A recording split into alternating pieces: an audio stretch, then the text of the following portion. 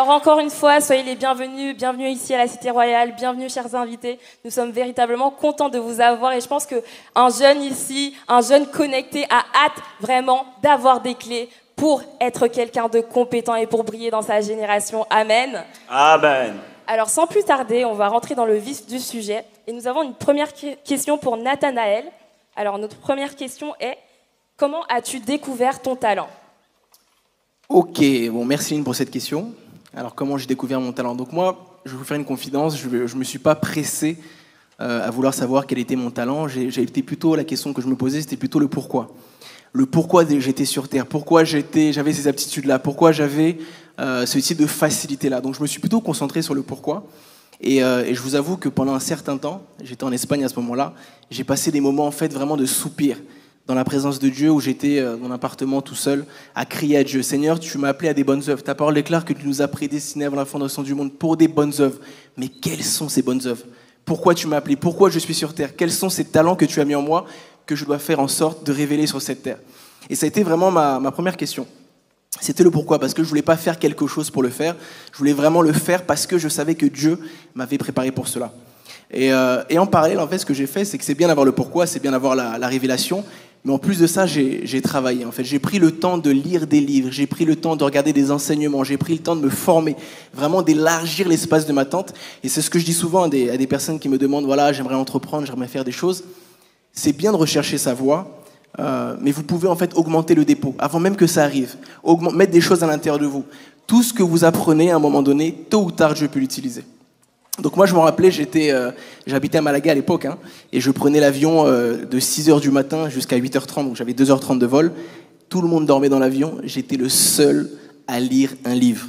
Je lisais énormément. Parfois, je lisais des livres sur le leadership, sur le management, sur la gestion d'entreprise, sur l'administration des affaires. Je comprenais pas forcément tout, hein, mais je savais que tôt ou tard, ce dépôt, Dieu pouvait l'utiliser. Donc j'aimerais vraiment encourager quelqu'un ce matin, en fait, à celui qui veut découvrir sa voie, celui qui veut découvrir son talent, c'est d'abord de demander à Dieu le pourquoi, et deuxièmement, vraiment de se former. Vous voyez, avant de prendre la parole, ce micro, on a fait des balances, on l'a préparé. Donc ce micro, son but, hein, c'est d'émettre un son. Mais avant même qu'il soit utilisé, on a dû le régler, on a dû le prédisposer, on a dû faire certains réglages. De la même manière que vous êtes ici, peut-être que vous vous dites, mais j'aimerais que Dieu m'utilise, mais qu'est-ce que tu fais pour que Dieu te règle ? Qu'est-ce que tu fais pour que Dieu te prépare? Amen. Qu'est-ce que tu fais pour que Dieu t'utilise dans ta génération? Amen, amen. Voilà. Et après, pour finir, parce que voilà, c'est bien beau de trouver sa voie, de se former, d'élargir l'espace de sa tente. Et pour finir, pour que ça soit vraiment complet, c'est l'exécution. Voilà. L'exécution, quand vous allez, peut-être Dieu va vous parler avec une certaine capacité, une certaine aptitude, va vous dire, ok, je pense que cette voie-là, c'est la bonne. Soyez fidèles, soyez diligents. Je prends l'exemple de la chaîne YouTube. Bon, petite parenthèse, hein. Bon, volontairement, Nathanaël B, adoration. Bon, on ne savait pas que c'était moi, parce que je ne mets pas... c'est donc lui qui nous fait prier. Je précise encore. C'est lui. Mais l'exemple de la chaîne YouTube, ce qui est marrant, c'est que vous savez qu'il y a des gens qui viennent me voir, qui me disent « Mais tu as le même prénom du monsieur qui fait des vidéos sur Internet. » Et comme je n'aime pas ma photo, je ne vais pas forcément me mettre... Donc je lui dis « Ah bon, comment s'appelle le monsieur ?» Il me dit « Il s'appelle Nathanaël. Tape sur Internet. » J'ai dit « Ok, je vais l'écouter. » Alors que c'est moi. Mais pour vous dire, en fait, beaucoup disent, voilà, c'est l'onction, gloire à Dieu, tu as plus de 120 000 abonnés, etc.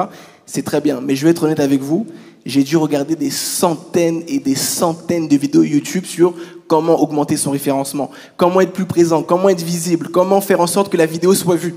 Donc je me suis pas juste arrêté à ce que j'avais comme talent ou comme don, je suis vraiment allé en profondeur pour améliorer le référencement de cette chaîne.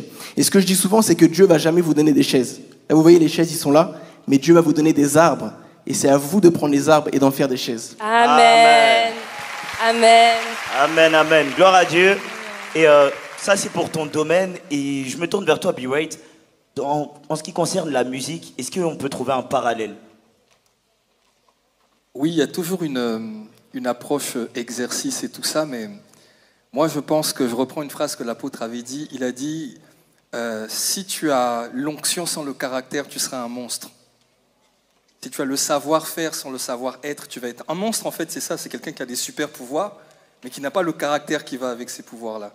Et moi, sans le savoir, je pense que ça a été le cas de beaucoup d'entre nous, quand on est né de nouveau, mon focus n'était pas de découvrir mon appel, sincèrement. Mon focus n'était pas de savoir à quoi Dieu m'appelle, c'est quoi mon ministère.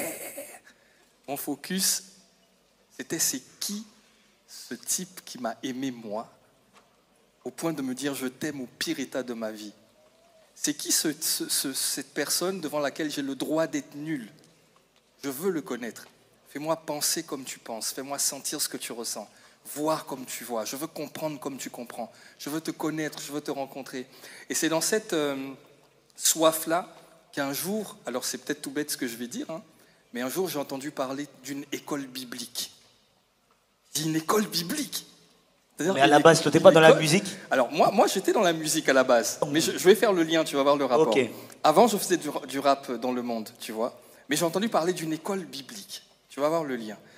Et en fait, je me suis dit c'est génial, une école où on te parle de Jésus sans cesse, waouh. Et donc je suis allé à cette conférence-là pour découvrir ce que c'était qu'une école biblique. Et donc j'ai écouté et tout, j'étais très intéressé.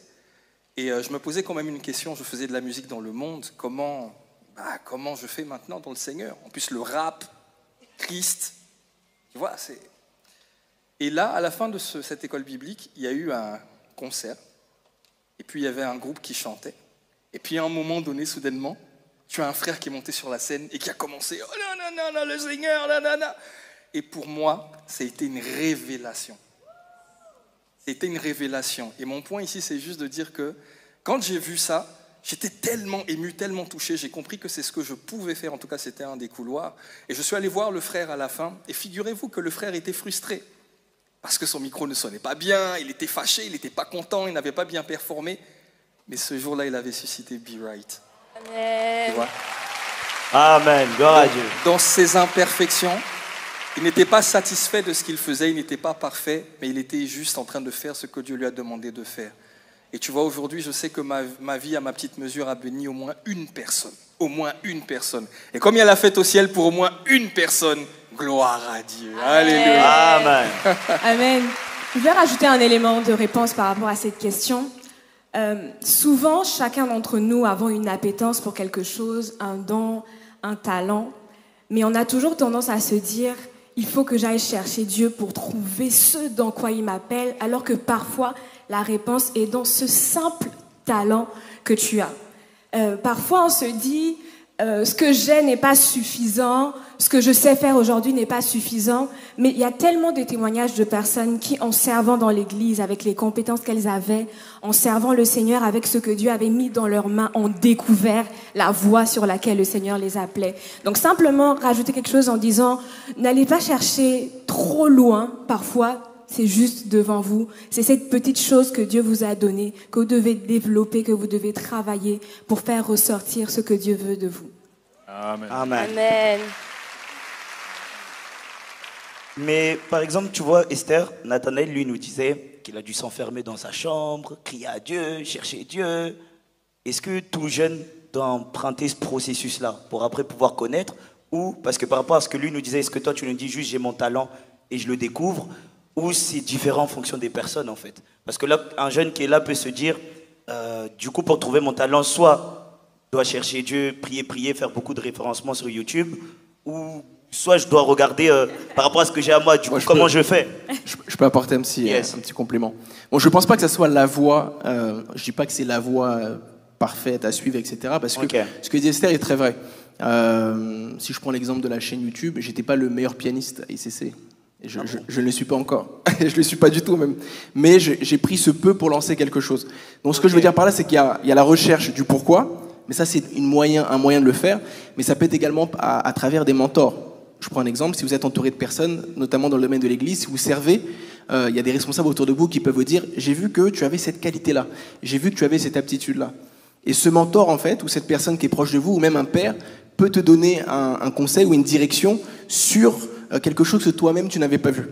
Après, certains peut-être me diront « Oui, mais moi, j'ai pas de mentor, j'ai pas de responsable. D'ailleurs, quand j'essaie de contacter tel, il est toujours indisponible. » Un truc qui est bon, vous avez des mentors indirects. Vous savez ce que c'est des mentors indirects? Moi, je sais pas. C'est quoi les mentors indirects? Les mentors indirects, ça peut être des livres. Je reprends les livres, pardon, mais ça peut être des films. Un exemple comme John Maxwell. Si vous voulez apprendre sur le leadership, John Maxwell, probablement, on ne va jamais le rencontrer. Mais il peut aujourd'hui vous parler à travers ses livres. tous les jours, moi, ça m'arrive de temps en temps, je parle avec John Maxwell à travers ses livres. Il me parle. Vous voyez ce que je veux dire? Donc il y a ces mentors-là que vous pouvez avoir. Et en lisant le livre, vous pouvez dire, mais ce qu'il est en train de dire dans le livre, le témoignage qu'il a pris, ça me correspond, ça me ressemble. Et j'aimerais bien peut-être faire quelque chose en ce sens. OK? Donc il n'y a pas que la... C'était un complément. Il y a le lieu secret, parce que oui, je pense que la destinée, c'est un combat, il faut y aller. Mais ça peut être également des personnes autour de soi qui peuvent vous donner des recommandations, des orientations, parce que vous êtes à leur service et eux ont identifié des choses que vous-même, vous n'avez pas vues, quoi. Voilà. Amen. Gloire à Dieu. Est-ce qu'on peut acclamer le Seigneur pour ses premières réponses? Amen. Et alors qu'on est en train de parler du fait de maximiser son talent, ses talents, j'aimerais poser une question à Giovanni, toi qui es un athlète de haut niveau, qui joue au basket. Tu n'as pas toujours été à ce niveau. Comment concrètement tu as maximisé ton potentiel pour être là où tu es aujourd'hui? Je dirais que forcément, quand on parle de maximiser le potentiel, on parle de travail, on parle de persévérance, on parle de discipline. Mais la chose que j'ai envie de voir avec vous un petit peu, c'est surtout la vision. Je vais vous prendre un exemple. Moi, j'ai commencé le basket très tard. J'ai commencé à 15 ans, 16 ans quasiment, ce qui est tard dans le monde du sport. Et j'ai dû rattraper énormément de temps. Et je me rappelle d'une situation où j'étais avec mes coéquipiers. On était tous rassemblés, on était 20 au milieu du terrain. Et le coach, il dit, de tous ceux qui sont là, il n'y en a que 2 qui vont y arriver. Et quand il a dit ça, il y en a qui ont été tristes, mais il y en a qui ont pris ça, comme moi, et qui ont dit, OK, je vais me faire ma vision et je vais regarder à ce que je veux être demain. Et quand j'ai commencé à développer ce que je voulais être demain, ça m'a fait me lever tôt le matin pour aller travailler. Tous les matins, je me levais pour aller travailler. Et ça me donnait vraiment la capacité, lorsque j'étais faible, j'étais down, et qu'on me disait tu n'y vas pas y arriver, ben moi je regardais à ce que je voulais être, c'est-à-dire un joueur professionnel. Et alors j'étais au niveau zéro, hein. J'étais au niveau zéro, j'étais au talent zéro, mais il a fallu travailler, il a fallu de la résilience, de la discipline. Et pendant que les autres ils étaient en vacances l'été, ben moi j'étais sur le terrain à 6h du matin en train de pleurer parce que j'avais mal à mon corps.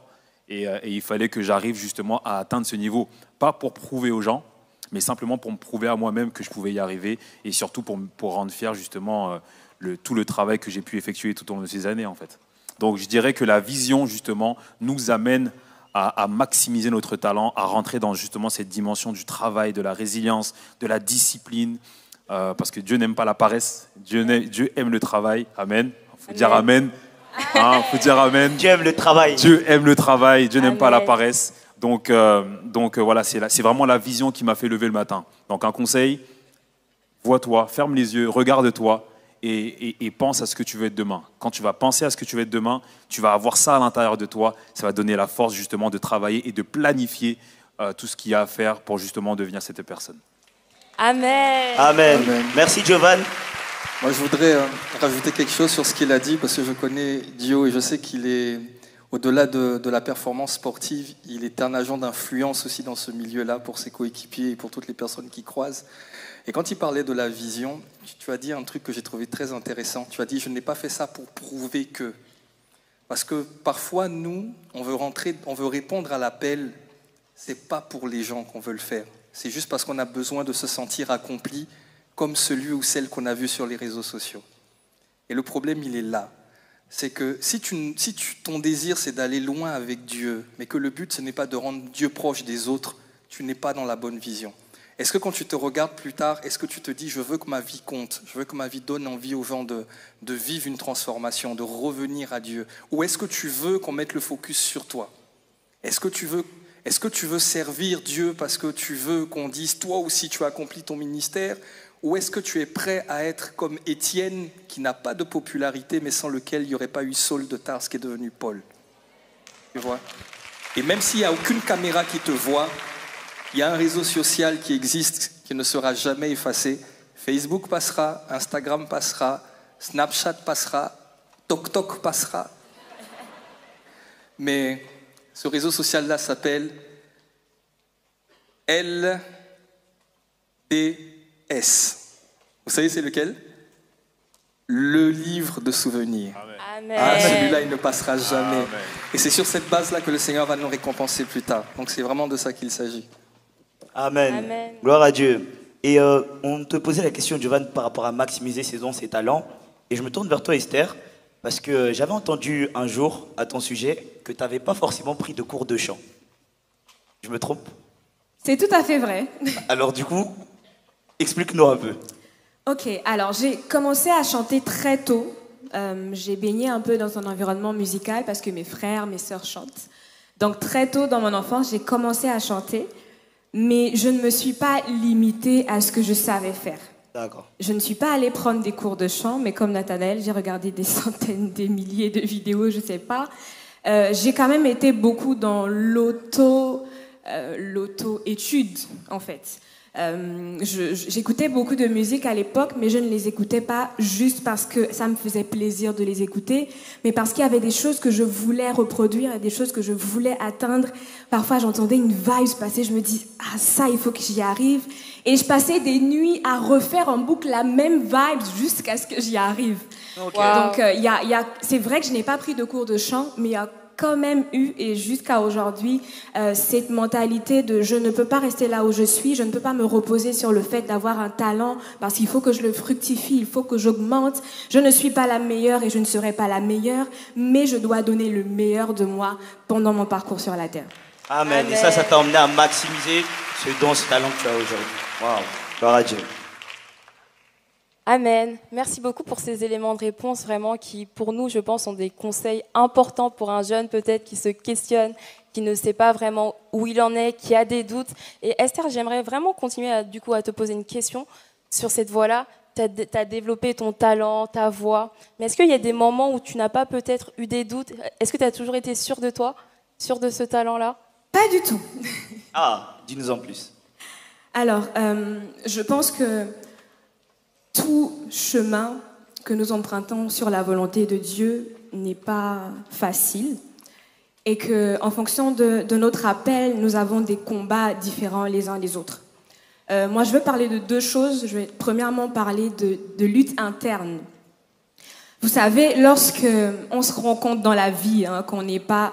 Je disais tout à l'heure que j'ai connu le Seigneur très tôt et j'ai beaucoup compté sur mes efforts dans mes débuts avec le Seigneur. J'ai beaucoup compté sur ma capacité à obéir à la parole de Dieu, ma capacité à prier, etc.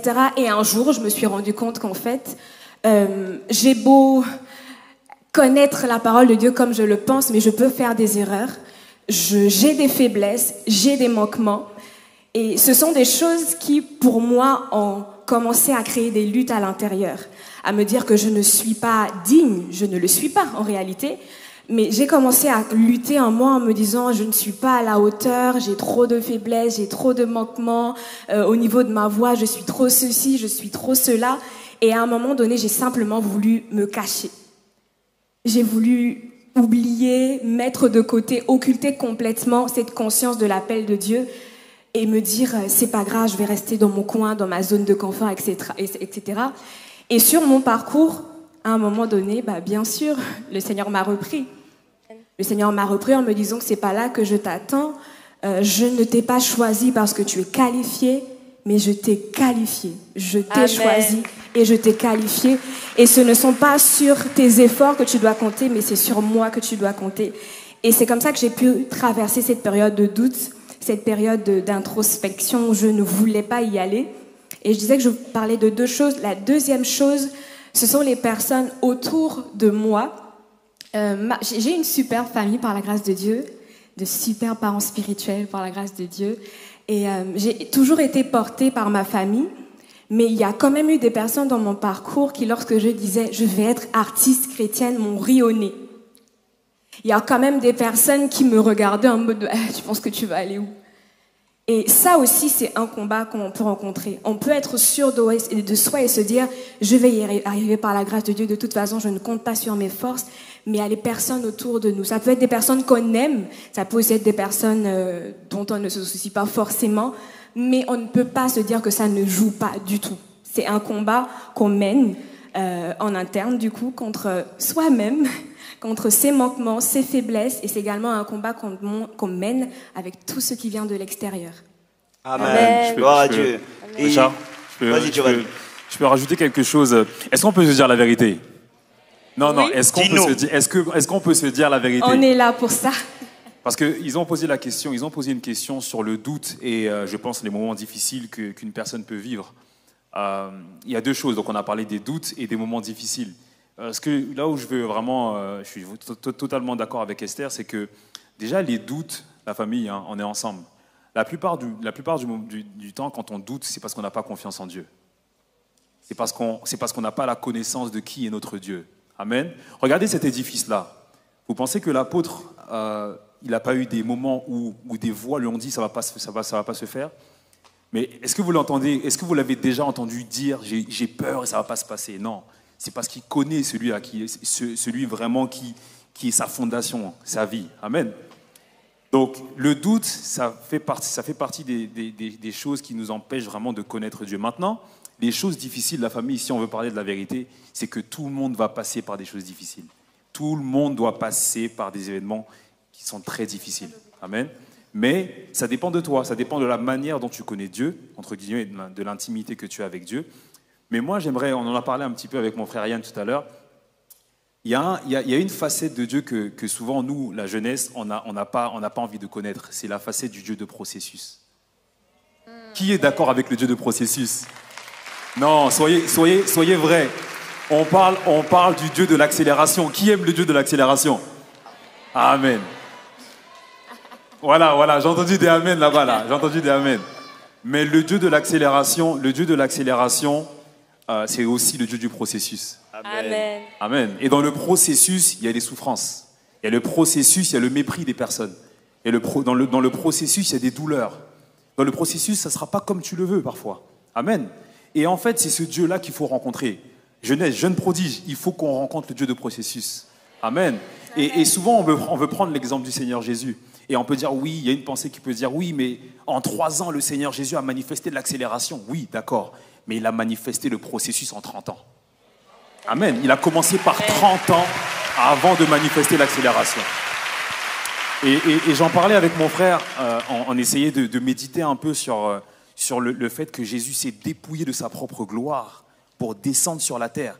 Pendant 30 ans, il n'a pas pu chasser un démon. Alors que c'est Dieu qui est venu sur la terre. Amen. Et c'est ce Dieu-là, Jésus lui-même, qui a accepté le Père processus. Et nous aussi, on doit accepter le Dieu du process afin que, dans quelques années, quand le temps sera venu, tu puisses manifester le Dieu de l'accélération. Amen. Amen. Si je peux...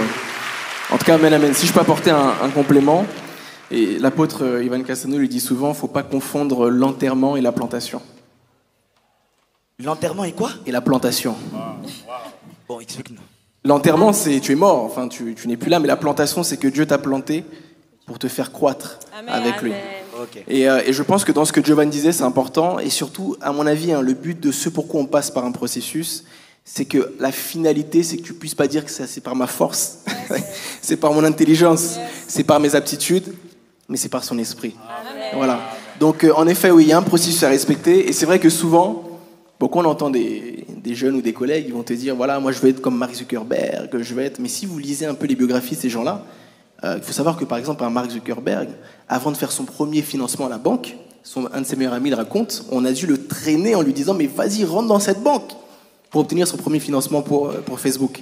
Donc en fait, les gens regardent l'événement c'est Mark Zuckerberg, multimilliardaire, mais derrière, il y a un processus par lequel il est passé, où il a eu des peurs, il a eu peut-être le syndrome de l'imposteur, où il se disait, je suis pas légitime pour le faire, et il est arrivé par là. Donc c'est important de respecter, je crois, ce processus.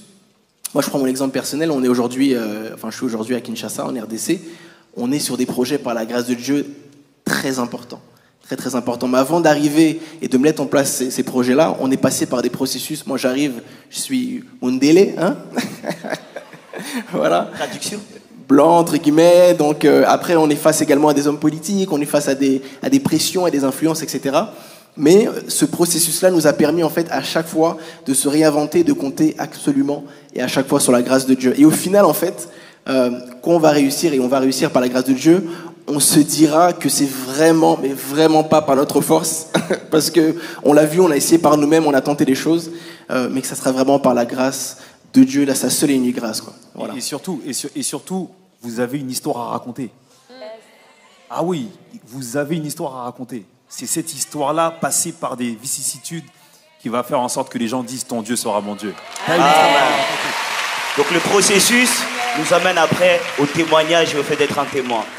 Et puis ouais, j'écoute souvent tes musiques. Et sur tes musiques, je sens qu'il y a un processus. Tu vois, tu le dis souvent, souvent tu le cries, souvent tu... Donc, pas forcément à dire quelque chose dessus. Ah, le processus. En fait, le vrai mot, je crois, hein, c'est dans mon dictionnaire à moi, c'est procès-succès. Amen. Le sus, là, c'est succès, en fait. Mais le Seigneur cache ça pour, tu vois. En fait, moi, je suis 100% d'accord avec ça. Je pense qu'on n'a pas fini d'être brisé encore. On aura encore d'autres brisements. Tu en auras, béni Dieu.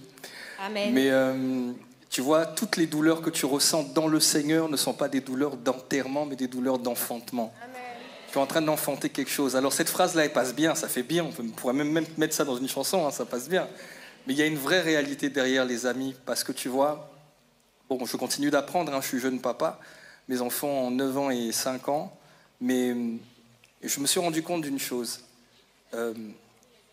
Aussi nombreux soient les livres que ma femme aurait pu lire sur comment avoir un enfant merveilleux, comment faire de ton enfant un jeune prodige, comment l'éduquer, comment faire de lui un génie informatique. Elle aurait pu bouquiner tous les livres qu'elle veut. Si elle n'était pas passée par les douleurs de l'enfantement, l'enfant ne serait jamais sorti. De la même manière, il y a des types de cœurs que tu ne pourras jamais recevoir dans un enseignement. Il va falloir que tu passes par le procès succès pour que ce cœur-là vienne s'imprimer. Et dans ces moments-là, tu vas devoir choisir, et j'insiste sur ça, indépendamment de ce que tu sens. Il va falloir dans ces moments-là que ce que tu sais de Dieu prenne le dessus sur ce que tu ressens. Tu vas avoir dans ton cœur l'envie de maudire. Tu ouvres la bouche, tu bénis. Je te garantis que quand tu vas faire ça, l'envie de bénir ne sera pas dans ton cœur. T'inquiète pas, c'est normal. Mais bénis Dieu, insiste, persévère et dis-toi, mon cœur ne sera jamais la poubelle de Satan. Quoi que ça me coûte. Jamais de la vie. Et quand tu passes par ce process-là, il y a un type de cœur qui vient se greffer en toi, qui n'est pas du fait de ta capacité et qui est juste du fait de la grâce de Dieu. Parce que quelque part, tu commences, et c'est vraiment à ta petite mesure, à ma petite mesure, à avoir sur toi des marques de Christ. D'avoir décidé de dire à ceux qui te perçaient, pardonne-leur, ils ne savent pas ce qu'ils font. Et quand c'est comme ça, tu commences à faire la différence. Et c'est là où ce que Nathanaël disait est important, où tu sens vraiment la sensation de l'humilité. L'humilité, je pensais que c'était se faire petit avant. Mais en passant par ces quelques processus-là dont on parlait, et je sais qu'il y en aura d'autres encore, mais j'ai découvert que l'humilité, ce n'est pas se faire petit. L'humilité, c'est être conscient, peu importe ta position, que Dieu est toujours le plus grand. Amen. Et quand c'est comme ça, tu sais naviguer dans l'humilité même quand tu es élevé. Nathanaël parlait de projets importants qu'il avait. Alors, je ne vais pas vous dire ce que c'est. Je ne les connais pas forcément, mais je sais qu'ils sont très importants. Mais c'est quelqu'un, quand tu marches avec lui, tu sens qu'il transpire une humilité, en fait. Et c'est sincère, c'est naturel. Pourtant, les projets qui sont gérés sont d'envergure. C'est la preuve que tu peux avoir une position élevée et garder un cœur simple. Jésus avait la position la plus élevée, mais il n'a point regardé à cela comme une proie arrachée, mais il s'est dépouillé, se rendant semblable à toi et à moi. C'est de ça qu'il s'agit. Amen. Amen. Et tu parlais du processus, et je crois que d'ailleurs, Giovanni, en basket, on parle souvent de cette notion-là de process, le process, le process, le process. Et c'est vrai que dans notre processus, souvent, on dit dans la parole de Dieu que le malheur attend souvent le juste, et donc le malheur atteindra le jeune prodige. Mais comment ça se manifeste concrètement? Comment dans ces situations-là de malheur, de doute, soit que l'environnement soit hostile, et du coup ça me met un doute, soit que je suis dans une position dans laquelle où je n'arrive pas à connaître ma voie, à découvrir ma destinée, mon appel, tout ce qu'on peut mettre derrière. Comment, dans le processus ou dans le malheur, comment je parviens au final à manifester ce que Dieu attend que je manifeste? C'est une question à tous. Je vais répondre. Peut-être sur Internet, je ne sais pas. Je commence alors. Alors, je vais redire un des points dont Nathanaël et Giovanni ont parlé tout à l'heure, la connaissance de Dieu. La connaissance de Dieu nous emmène à savoir déjà qui nous sommes. La connaissance de Dieu également dans le sens de savoir que c'est vraiment lui qui t'appelle à ce que tu fais. Parce que si tu ne t'appuies pas sur la parole qu'il t'a donnée au début, tu ne pourras pas tenir. Et si tu t'engages sur une voie qui n'est pas la tienne, assurément, tu ne tiendras pas.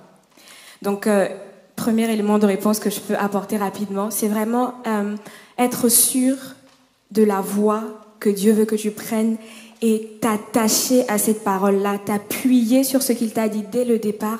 C'est ce qui te fera tenir, peu importe ce que tu ressentiras, peu importe ce qu'on te dira, peu importe ce qui se passera dans ta vie, tu pourras t'appuyer sur ce que Dieu t'a dit au début.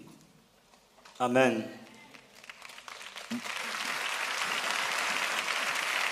Amen. Vas-y. Ok, je suis totalement d'accord avec ce que Esther nous a dit, parce que c'est vraiment la parole que nous recevons de Dieu dans l'intimité qui va nous garder, ok, qui va nous garder, peu importe les situations que l'on vit, parce que justement, tu ne vas pas regarder à ce que tu ressens, comme mon frère Yann l'a dit, mais tu vas regarder à ce que Dieu t'a donné. Et il faut avoir vraiment la certitude que Dieu est au contrôle.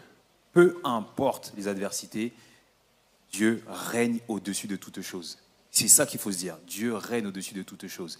Et en fait, dans notre destinée, le Seigneur a dit au peuple d'Israël, il a dit, je ne vais pas vous emmener à Canaan par le chemin le plus facile des Philistins, parce qu'il est le plus rapide, mais je vais vous faire passer par le désert.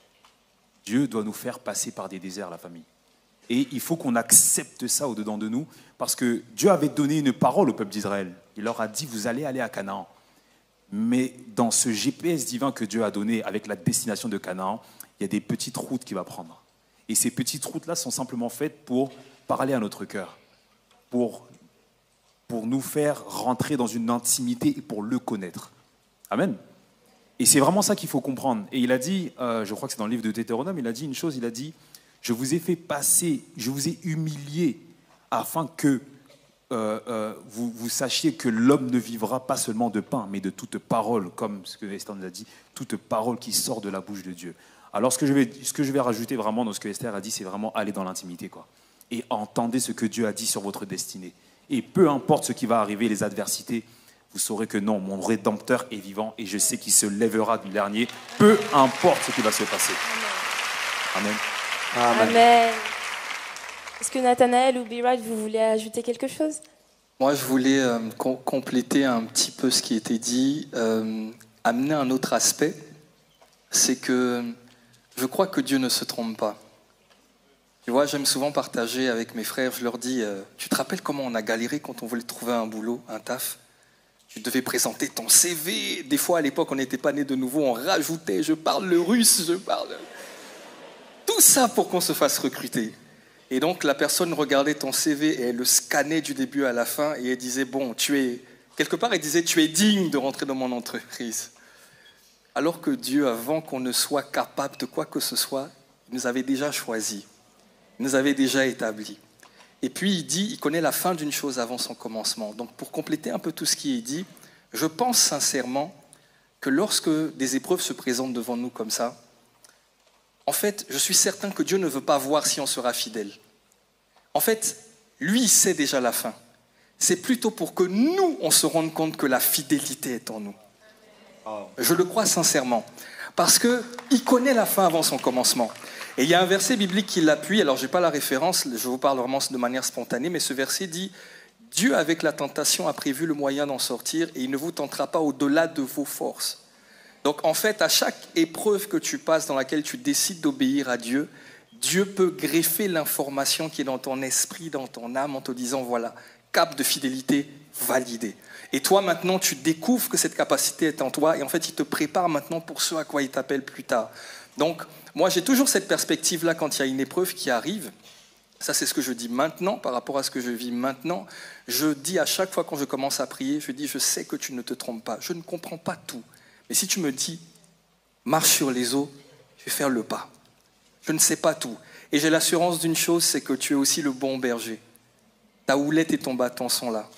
Si je m'écarte du chemin parce que je veux t'obéir, tu utiliseras la houlette. Si je le fais en désobéissant, tu utiliseras le bâton. Mais gloire à Dieu, parce qu'il y a aussi une parole qui dit que la folie est attachée au cœur de l'enfant, mais seule la verge de la correction l'en délivre. Alors à chaque coup de bâton, je dis Seigneur, merci de me délivrer de la folie. Je rends grâce, je sais que c'est toujours pour mon bien. Et c'est l'avantage qu'on a, c'est toujours pour notre bien.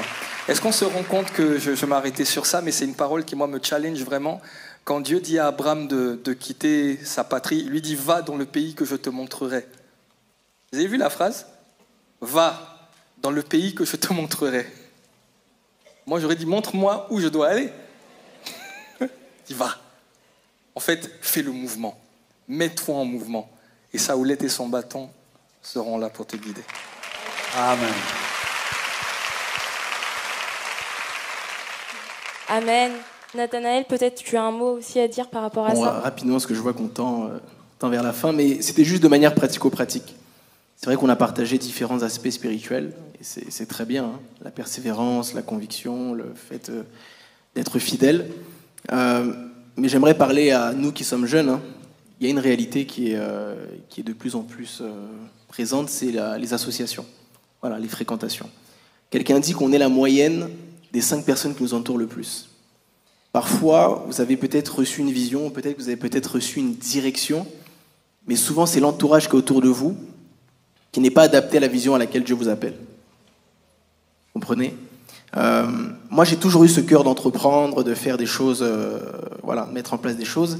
Et la première chose que j'ai faite, c'est que je me suis dit, bien que j'étais proche de certains amis, j'ai plutôt recherché des associations, des connexions qui étaient dans la même veine, qui étaient dans la même aspiration que moi. Parce qu'arrivera un moment où, dans les épreuves, hein, si je dois parler de manière pratico-pratique, parfois, moi, quand j'appelle mon associé, je lui dis « Ah, mon gars là !» Et il m'appelle « Ah, mon gars là !» Vous voyez ?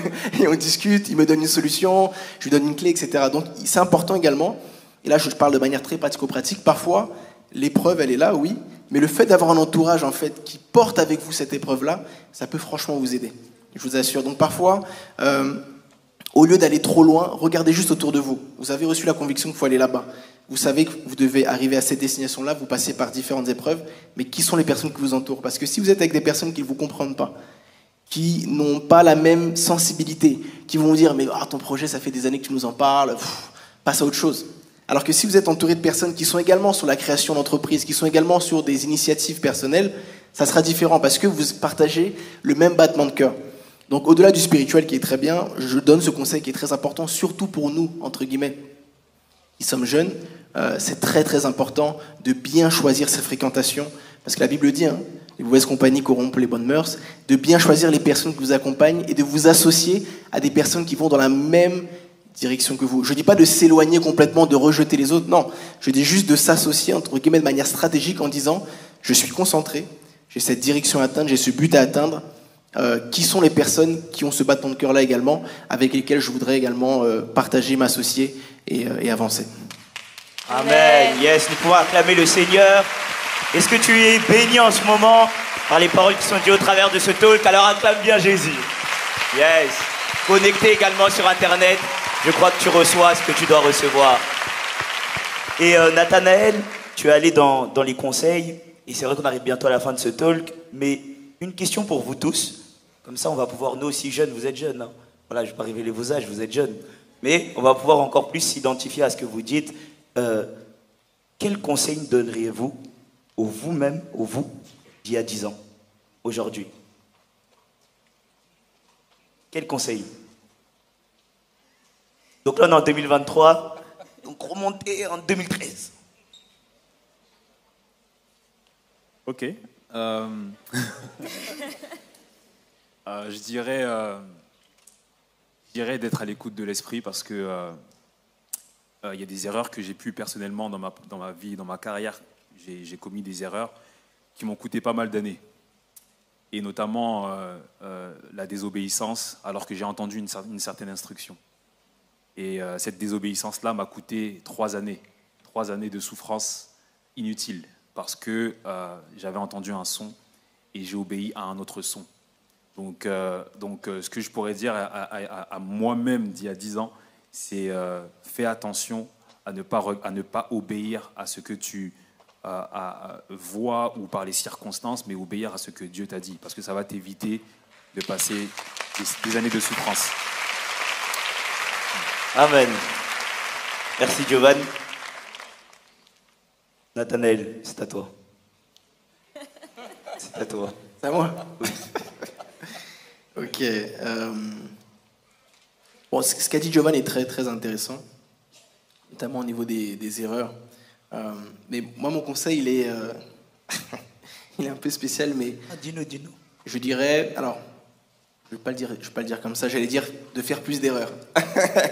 Explique-nous. Non, pourquoi? Parce que la sagesse apprend par les erreurs. Ça, je le crois fermement. Et souvent, en fait, en tant que jeune, on n'a pas envie de tenter des choses parce qu'on va se dire, je ne suis pas encore prêt, ou ça ne va pas marcher, etc. Mais en fait, c'est à force de tester de nouvelles choses. En fait, moi, ce que je donnerais comme conseil à Nathanaël, du coup, si j'avais 20 ans, c'est teste encore plus de choses. Je me rappelle à l'époque, dès qu'il y avait un projet, dès qu'il y avait une initiative, j'étais dessus. Je lançais le truc, et ça, parfois ça a marché, parfois ça n'a pas marché, mais j'ai tellement appris en me ramassant, entre guillemets. J'ai tellement appris en testant des choses, en mettant en place des choses, en faisant ci, en faisant ça. À l'époque, je me rappelle, j'avais une entreprise, on a lancé une entreprise de costumes avec mon associé. Il y a beaucoup de choses qu'on a bien fait, il y a beaucoup de choses qu'aujourd'hui j'aurais fait différemment. Mais le fait de l'avoir fait, d'avoir fait ces erreurs-là, ça m'a permis de comprendre que non, là, je ferais ça différemment. Et plus j'avance, plus, entre guillemets, je me trompe, je mets en place quelque chose, ça n'a pas forcément marché, plus j'apprends une sagesse dans cette erreur-là. Donc en fait, c'est vraiment de vous encourager. Oui, vous voulez faire des choses, oui, vous voulez entreprendre, jeune prodige et tout, c'est très bien, mais allez-y, testez quelque chose. N'attendez pas d'arriver à 30 ans, n'attendez pas d'arriver à 40 ans. Dès maintenant, testez des choses, parce que c'est en testant que vous allez vous découvrir. C'est en testant que vous allez peut-être trébucher. C'est en testant que vous allez peut-être mettre en place quelque chose qui ne va pas forcément marcher, mais pourquoi ça n'a pas marché? Et là, vous allez comprendre qu'il aurait peut-être fallu planifier, mettre en place un business plan, peut-être réduire les coûts, se concentrer en augmentant sa marge, etc. etc. Ça, c'est le domaine de l'entrepreneuriat. Si c'est le domaine de l'artistique également, allez-y. Moi, je me rappelle, quand j'avais lancé ma chaîne YouTube, il y a un frère qui m'avait envoyé un message, il m'a dit « Mais tu devrais être présent sur Spotify ». Je ne me suis pas posé la question de me dire il faut masteriser le son, etc. J'ai sorti l'album directement sur Spotify. Et aujourd'hui, je suis à 5 albums sur Spotify. Wow. Vous voyez? Mais mon point, c'est quoi? C'est que n'attendez pas, comme le disait Esther tout à l'heure, n'attendez pas d'être parfait, d'être prêt, etc. Si je devais vous donner un conseil, testez, mettez en place des choses, mettez en place des initiatives, lancez une entreprise. Vous n'avez pas le financement. Ça viendra, vous avez la vision, Dieu donnera la provision. Amen. Mais lancez-vous, allez-y à fond, faites des erreurs, apprenez, et après vous progresserez. Ok? Waouh, merci. Est-ce qu'on peut rendre grâce à Dieu pour cette réponse? Je m'y attendais pas. Ok. Bon, Pio et Esther, vous n'allez pas échapper à la question quand même. Je me tourne vers toi, Esther, d'abord. J'y vais. J'irai exactement dans le même sens que vous deux. Et à moi, il y a 10 ans, j'aurais dit refuse les zones de confort, accepte de payer le prix, fais confiance à Dieu. Refuse les zones de confort, accepte de payer le prix, fais confiance à Dieu. Pour l'expliquer un peu, j'ai mis beaucoup de temps à me lancer dans une carrière artistique parce que, comme disait Nathanaël, je ne me trouvais pas assez ceci, assez cela, j'avais pas assez d'expérience au piano, je m'y connaissais pas sur les réseaux sociaux. J'ai mis beaucoup de temps à commencer parce que je me disais non, à la base je suis quelqu'un de perfectionniste, donc je voulais pas sortir quelque chose qui est pas bien carré, cadré. Je voulais rester dans ma zone de confort de la personne qui doit toujours faire les choses très bien. Et ça m'a mis beaucoup de temps, ça m'a fait perdre du temps. Accepte de payer le prix dans le sens où il y a des choses qui sont innées et il y a des choses qu'il faut qu'on travaille. Il y a des compétences qu'on a facilement, qu'on n'a jamais eu besoin de chercher pour les avoir, mais il y en a dont on a besoin pour continuer le chemin, il y en a dont on a besoin absolument pour pouvoir accomplir la destinée dans laquelle on est. Même si tu es appelé à chanter, il y a énormément de choses en plus de chanter que tu dois pouvoir faire pour accomplir la mission que tu as sur la terre. Donc j'étais sur accepter de payer le prix, accepter de payer le prix dans le sens de travailler même lorsque c'est dur, travailler même lorsqu'on n'a pas envie, qu'on est fatigué, qu'on a énormément de responsabilités, ne pas se reposer sur ses lauriers. Et enfin, fais confiance à Dieu parce que pour moi, si tu ne fais pas confiance à celui qui t'a appelé, tu n'iras pas très loin. Amen. Levi, tu es venu en dernier. Nous te laissons la dernière réponse. On peut aller à la chute directement, il reste 1 minute. Allons-y. Non, je plaisante.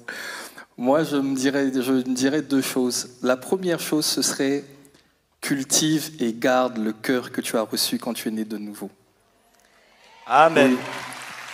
Parce que tu vois, je me souviens d'une chose, c'est que quand je montais dans le train pour aller au boulot, quand je rentrais dans le train et que je pensais au Seigneur, et je regardais les gens dans le train, je me disais, Seigneur, mais ça veut dire que tous ceux-là, tous ces gens-là, même s'ils n'ont pas Jésus, ils iront en enfer un jour. Et les larmes commençaient à monter dans mon cœur. C'est déjà arrivé à quelqu'un, ça ? Tes larmes montent parce que tu sens une compassion, une envie de... Et j'étais frustré de ne pas assez en savoir au sujet de Dieu, de ne pas être assez carré, assez consistant dans mes explications ou assez pertinent dans ma démonstration de puissance pour montrer que Dieu existe et que vos vies doivent être sauvées, etc.